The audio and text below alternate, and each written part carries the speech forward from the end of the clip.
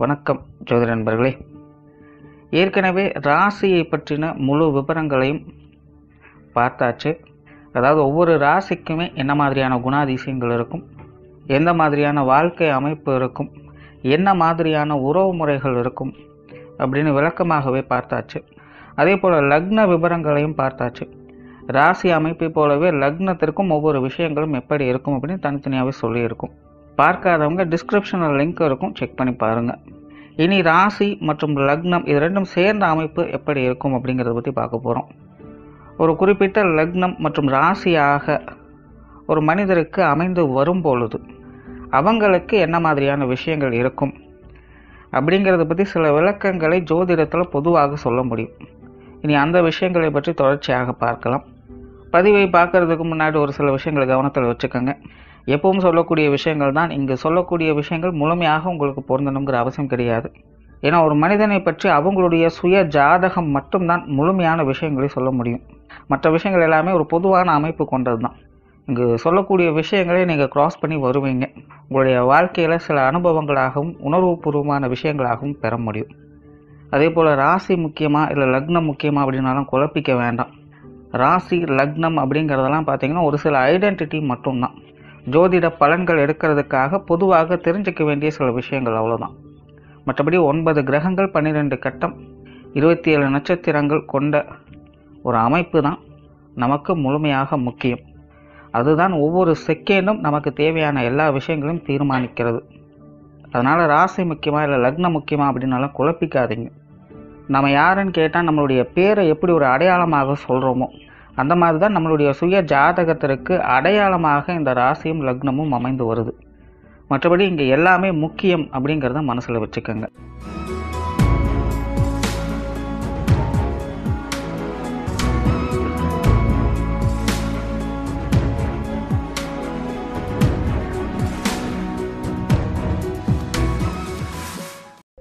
கன்னிராசி கும்ப லக்னம். இந்த கன்னிராசி கும்ப லக்ன காம்பினேஷனுங்கிறது கொஞ்சம் வினோதமான காம்பினேஷன் தான். இயற்கையாகவே நல்ல புத்தி சாதுரியம் மிக்கவங்க, எதையும் பகுத்து ஆராய்ந்து செயல்படக்கூடியவங்க, நுட்பமான அறிவுத்திறன் பெற்றவங்க, நல்ல ஆழமான சிந்தனை திறன் இருக்கும். எதையும் மேலோட்டமாக இவங்க நுனிப்புள் மேற மாதிரியெல்லாம் பார்க்க மாட்டாங்க. எந்த ஒரு விஷயம் இருந்தாலும் ஆரம்பம் முதல் முடிவு வரை அனைத்தையும் முழுமையாக புரிந்து உணர்ந்து செயல்படக்கூடியவங்களாக இருப்பாங்க. ரகசிய மனப்பான்மை உடையவங்க, எல்லாத்தையுமே தெரிஞ்சுக்கணும் அப்படிங்கிற ஆர்வம் இருக்கும். குறிப்பாக மறைபொருள் சார்ந்த விஷயங்களில் ரொம்பவுமே இன்ட்ரெஸ்டாக இருக்கக்கூடியவங்க. இன்னும் கிளியராக சொல்லணும்னா இந்த பொருளாதார சமாச்சாரங்கள், காசுபண சமாச்சாரங்கள், தொல்லியல் துறை, இப்படி பொருட்கள் மற்றும் பொருளாதார ரீதியாக ஒரு விதமான ஆராய்ச்சி குணம் படைத்தவங்க அப்படின்னு சொல்லலாம். அதில் தன்னை கை தேர்ந்தவர்களாக இவங்க எப்போவுமே தன்னை வெளிக்காட்டி கொண்டே இருப்பாங்க.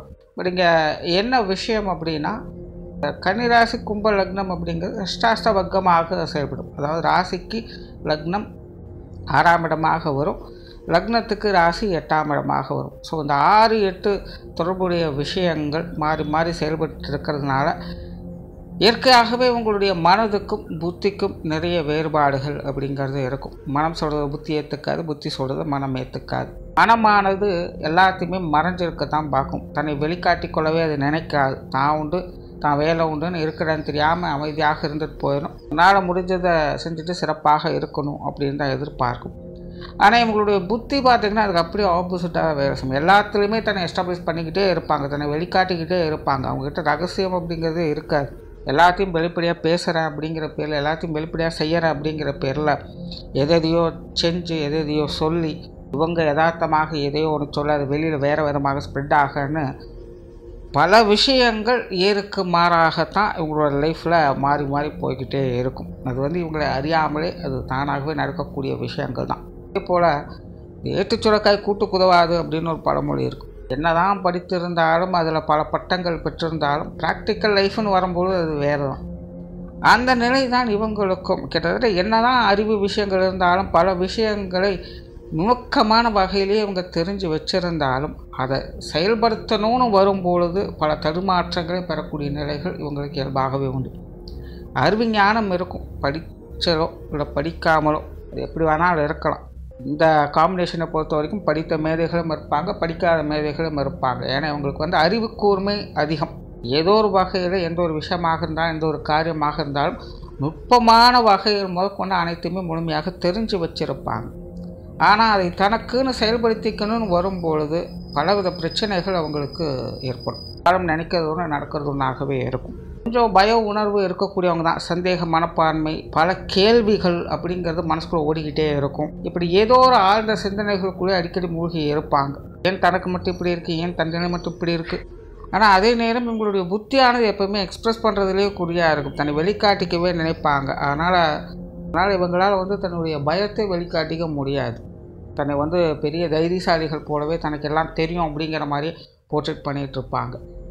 பட் ஆனால் உண்மையிலேயே அவங்களுக்குள்ளேயே பலவிதமான கேள்விகளும் சந்தேகங்களும் ஒரு விதமான பய உணர்வுகளும் தயக்க உணர்வுகளும் அதிகமாக இருக்கும். அது என்ன இருந்தாலும் சரி இல்லைனாலும் சரி, வாழ்க்கையில் நல்ல வசதி வாய்ப்புகள் இருந்தாலும் அதெல்லாம் நினச்சி நல்ல சந்தோஷமாக ஆடம்பரமாக இருக்க முடியுமா அப்படிங்கிற ஒரு விஷயம் அவங்களுக்குள்ளே போய்கிட்டு இருக்கும். பட் ஒன்றுமே இல்லை அப்படிங்கிறத நினச்சி அதுக்காக அதிலே வருத்தப்பட்டுகிட்டே இருப்பாங்க, இல்லை அதுக்காக போராடிக்கிட்டே இருப்பாங்க அப்படிங்கிறதும் சொல்கிறதுக்கு இல்லை. ஆக சூழ்நிலை சந்தர்ப்பங்கள் எப்படி இருக்குது இல்லைங்கிறத பற்றி இங்கே வந்து பிரச்சனையே கிடையாது. இந்த காம்பினேஷனை பொறுத்த வரைக்கும் என்ன இருந்தாலும் இல்லைனாலும் தனிப்பட்ட முறையில் அவங்களுக்குள்ளே இக்கரை கக்கரை பச்சை அப்படிங்கிற மாதிரி தான் போய்கிட்டே இருக்கும். சில நேரங்களில் மனசு பயங்கர உத்வேகமாக எல்லா விஷயங்களையும் இதை சாதிச்சிடலாம் அதை சாதிச்சிடலாம், இப்படி வந்துருச்சு அப்படி வந்துருச்சுன்னு என்னென்னமோ சொல்ல செஞ்சிடும். ஆனால் சில நேரம் பார்த்திங்கன்னா அதுக்கு போய் ஆப்போசிட்டாக எல்லா வேஸ்ட்டும் ஒன்றுமே ஆகாதெல்லாம் நமக்கு செட்டே ஆகாது அப்படிங்கிற மாதிரி நெகட்டிவ் டோனுக்கு போக ஆரம்பிச்சுடுவாங்க. இவங்களுடைய வாழ்க்கையானது தொடர்ந்து ஏற்ற இறக்கங்களுக்கு உட்பட்டே தான் இருக்கும். ஆனால் அதே போல் புத்திக்கும் மனதுக்கும் இடையே அந்த உணர்வுபூர்வமான விஷயங்கள் அப்படிங்கிறது ஒரு விஷயம் பார்த்திங்கன்னா எக்ஸ்ப்ரெஸ் பண்ணுறதுக்கு துடிக்கும், இன்னொரு விஷயம் பார்த்திங்கன்னா எல்லாத்தையும் மூடி மறைக்கவே துடிக்கும். ஆக இப்படி ஒரு போராட்ட நிலைகள் அவங்களுக்குள்ளேயே எப்போவுமே நடந்துக்கிட்டு இருக்கும்.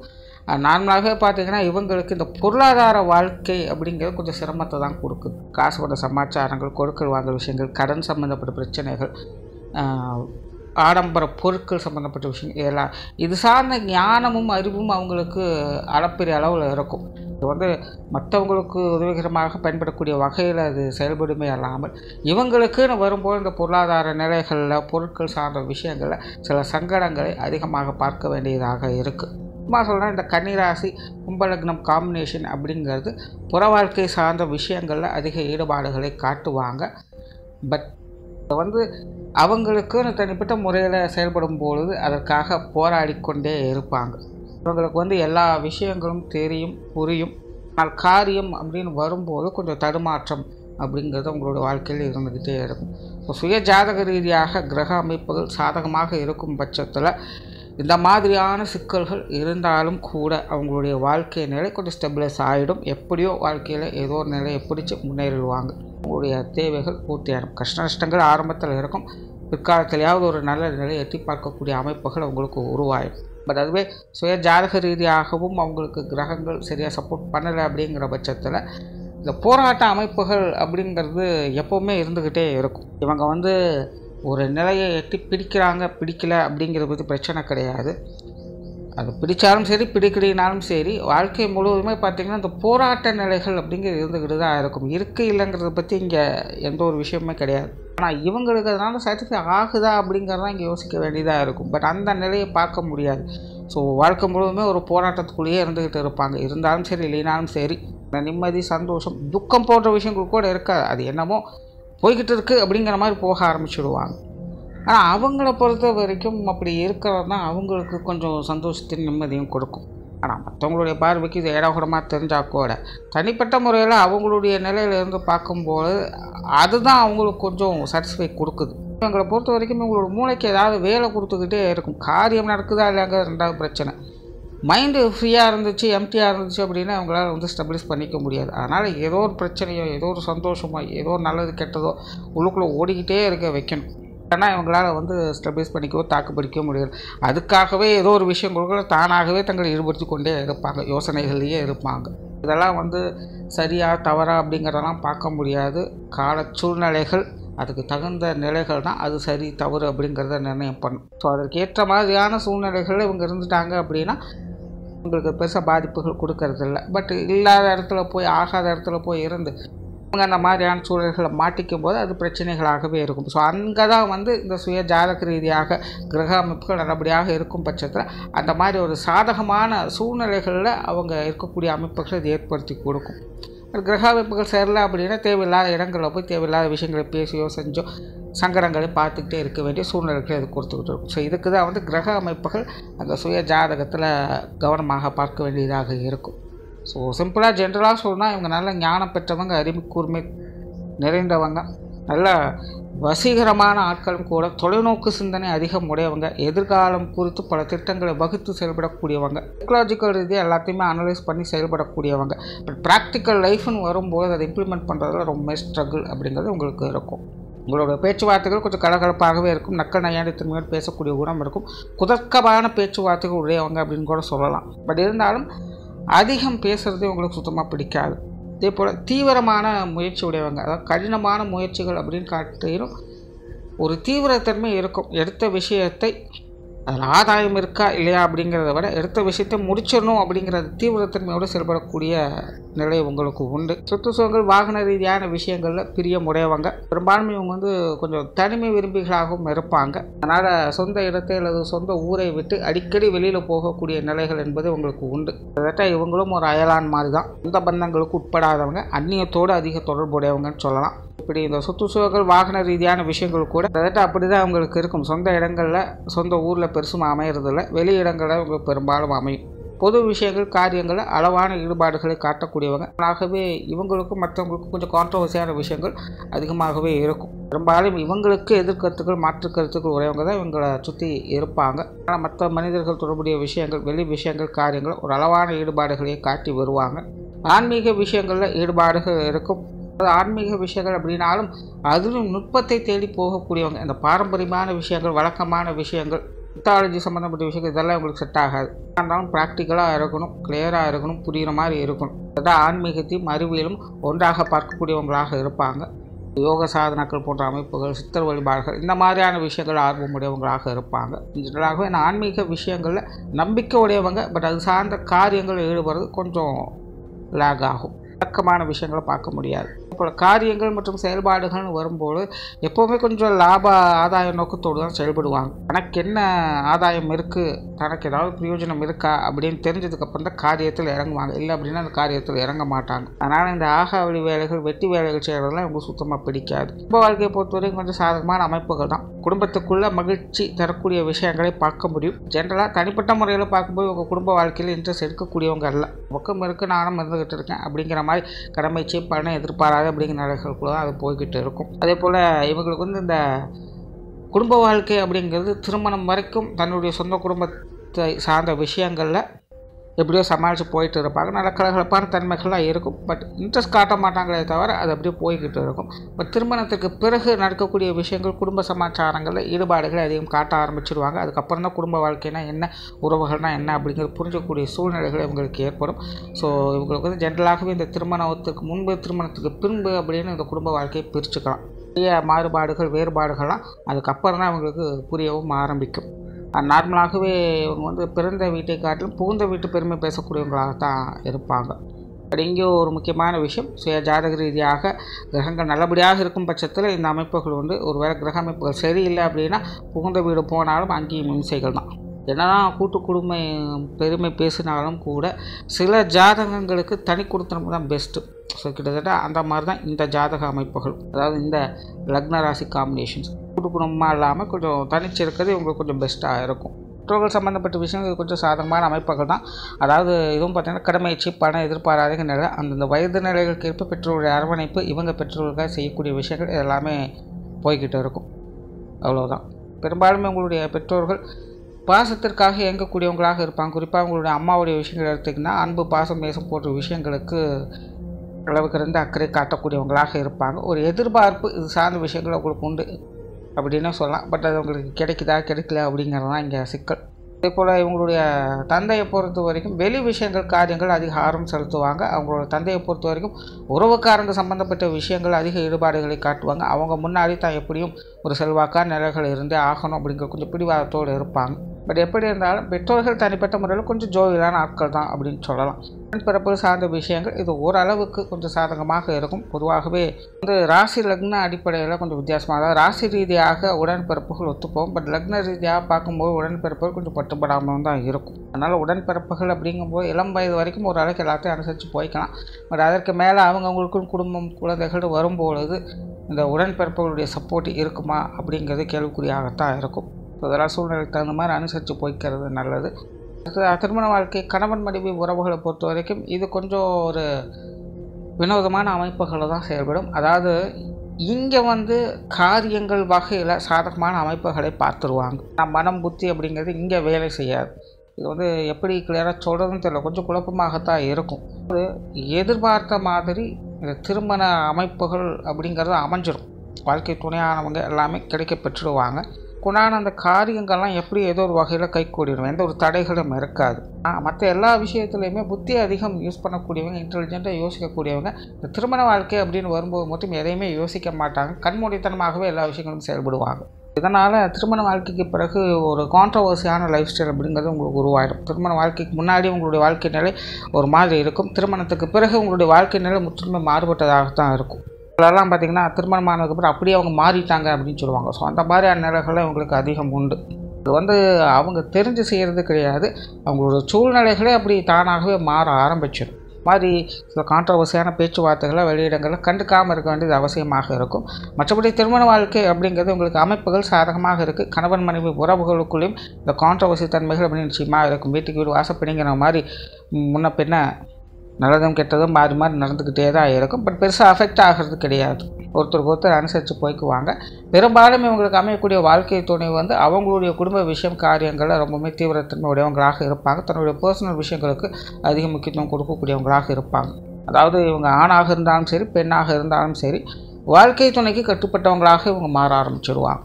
அதாவது இவங்களை பொறுத்த வரைக்கும் குடும்பம் அப்படிங்கிற அமைப்புகள் பெரும்பாலான கண்ட்ரோல் அப்படிங்கிறது அவங்க கையில் தான் இருக்கும். அடுத்த குழந்தைகள் சார்ந்த விஷயங்கள் இதுவும் கொஞ்சம் சாதகமான அமைப்புகள்னு சொல்லலாம். அதாவது பெற்றோர்கள் சொன்ன மாதிரி தான் கடமைச்சு பணம் எதிர்பாராது அப்படிங்கிற அந்தந்த வயது நிலைக்கேற்ப குழந்தைகள் வகையில் சகாயங்களும் ஆதாயங்களும் பார்த்து வருவாங்க. அவங்களுடைய தேவைகளை பூர்த்தி செய்வாங்க. குழந்தைகளும் அவங்க வயது நிலைக்கேற்ப அவங்களுடைய பெற்றோர்களுக்கு எப்படி இருக்கணுமோ அப்படி இருந்துட்டு வருவாங்க. குணாதிசய வகையில் அவங்களைப் போலவே இவங்களும் நல்ல புத்தி சாதுரியம் மிக்கவங்களாக இருப்பாங்க. தாய் மீது அதிக பற்றுடையவங்களாக இருப்பாங்க. ஆடம்பர பிரியர்களாகவும் பொருளாதார விஷயங்களுக்கு அதிக முக்கியத்துவம் கொடுக்கக்கூடியவங்களாகவும் அவங்க இருப்பாங்க.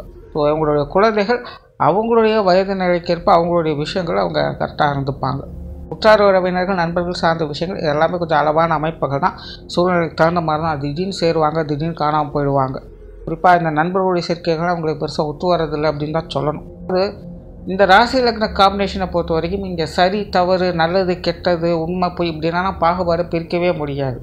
எது எப்படி இருந்தாலும் சரி இவங்களுக்கு அது ஒத்து வருமா வராதா அப்படிங்கிறது மட்டும்தான் இங்கே நம்ம பார்க்க வேண்டியதாக இருக்க இல்லாமல் மற்றது இருமைத்தன்மை கொண்ட விஷயங்கள் எதுவுமே இங்கே செட் ஆகுதில்லை. அதனால் இவங்களை பொறுத்த வரைக்கும் இந்த உறவினர்கள் நண்பர்கள் எல்லாமே பார்த்திங்கன்னா இப்போலாம் நல்லவங்களா கெட்டவங்களா அப்படிங்கிறத விட இவங்களுக்கு செட் ஆகுமா ஆகாதா அப்படிங்கிறது தான் விஷயமே. ஸோ அப்படி பார்க்கும்போது இந்த உறவினர் நண்பர்கள் எல்லாமே பட்டுமராமலும் தான் இருப்பாங்க. அது நல்லவங்களாக இருக்கட்டும் கெட்டவங்களாக இருக்கட்டும் ஊருக்கு அவங்க எப்படிப்பட்டவங்களா வேணாலும் இருக்கட்டும் இவங்கக்கிட்ட எப்படி இருக்காங்க அப்படின்னு பார்த்தீங்கன்னா ஒட்டியும் ஒட்டாமலும் தான் இருந்துகிட்டு இருப்பாங்க யாராக இருந்தாலும் சரி.